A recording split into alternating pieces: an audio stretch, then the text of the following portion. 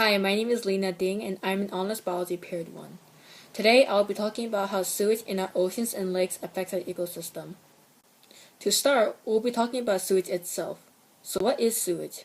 Sewage is the combination of wastewater and waste components such as feces, urine, and chemicals.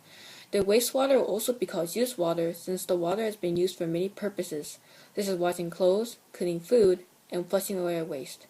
In many countries, especially third-world countries, do not have an efficient system of getting rid of waste, so they throw it down to any nearby areas, usually lakes or oceans. As a result, the water from the areas become contaminated by the sewage with harmful bacteria and chemicals. After a certain period of time, the water would inevitably become unusable towards animals and humans. There are several reasons why. First, humans and animals both rely on water in order to hydrate and survive in the ecosystem. For humans, groundwater is connected with the nearby water areas, so any pollution that comes in contact with it will also contaminate the groundwater. Many communities rely on wells in order to gain fresh water, so many of these wells will become useless if contaminated groundwater would appear. Animals living near the water sources also rely on the area for the purpose of hydration and food. Food, such as fish and insects, will often be found living in lakes and ponds, so many animals would scope around the water for prey. Since sewage has contaminated the area, the fish and insects die off due to all the chemicals and waste. As a result, the entire food chain would be affected, and the secondary and tertiary animals would starve. The entire species population is reduced down to prevent starvation. Many organisms that live in oceans and lakes would become sick by the toxins that slowly weaken their immune system. There was a case in Monterey Bay, California, where dead sea otters were found dead with bright yellow eyes and gums, along with destroyed livers. The symptoms would show a weakened immune system, since yellow areas would show disease.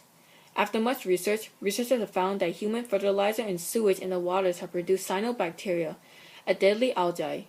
This blue and green algae produces microcystine, a toxin that is absorbed by shellfish and remains in there until a larger organism eats it.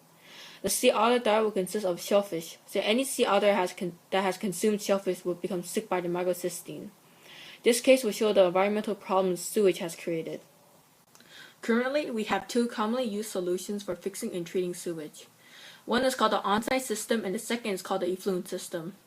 An on-site system will be the process of directing wastewater and cleaning it through a septic tank or drain. Septic tanks are large watertight boxes that have inlet and outlet pipes. The polar and non-polar components will separate in the septic tank and eventually go through a layer of soil to separate the solids from the wastewater. The effluent system would then come into play when the treated wastewater would be drained into tiny holes in pipes. The tiny holes will separate the remaining chemicals and waste that survive through the on-site system. Finally, the wastewater will come out to be cleaned and treated. However, the separated waste and chemicals will turn into sludge and clog up the septic tank filter. Many parts of the effluent tanks will have to be replaced often since the process of filtering takes a long time. In order to fix these problems and prevent sewage pollution, there are many solutions for these obstacles. 1. We model the sewage system to only direct sewage towards sewage treatment plants. 2. We enhance the parts of the on-site and effluent systems, meaning the septic tanks and the pipe filters. This will increase the lifetime of the parts and ensure longer cleaning processes.